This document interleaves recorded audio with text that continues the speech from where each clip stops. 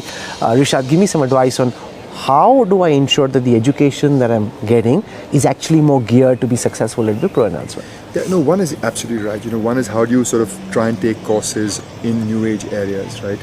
Both as a student, but also when you're actually in the workforce. One of my advice to Wiproites and to other people in the tech industry is how do you constantly upgrade yourself? NASSCOM has come up with this fabulous program which you may be familiar with called the Future Skills Program, which is how do you focus on new age technologies and rebuild skills.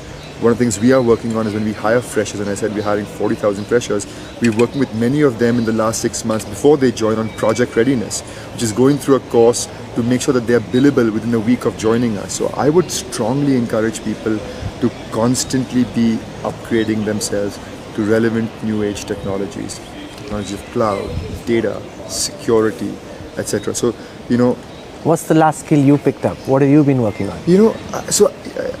I'm not a technologist, but I think I have a very open learning mindset of everything. We talked about diversity earlier and how I learned about the importance of diversity, not as a metric, but how we drive that, because it really brings... You want to tell us a bit about how you're driving diversity? Yeah, I was sharing the story with you earlier. I was having a conversation with one of my board members a few years ago, and I was telling him, when I'm looking to hire somebody, I'm always looking for commonality. I'm looking for whether I could have a cup of coffee, could I have a drink in the evening with this person. And he said to me, that's the completely wrong way to look for people. You've got to look for people who challenge you, who make you uncomfortable, who are very different than you, who bring a very different experience to the table, and yet are very functional. So they're not disruptive, but they are challenging.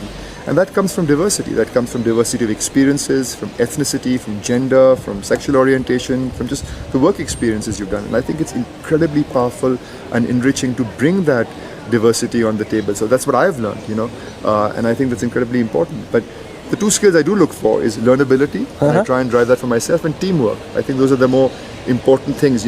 I find oftentimes the specific content one can learn, but the mindset I think is equally important in terms of the skill set that you have. Interesting.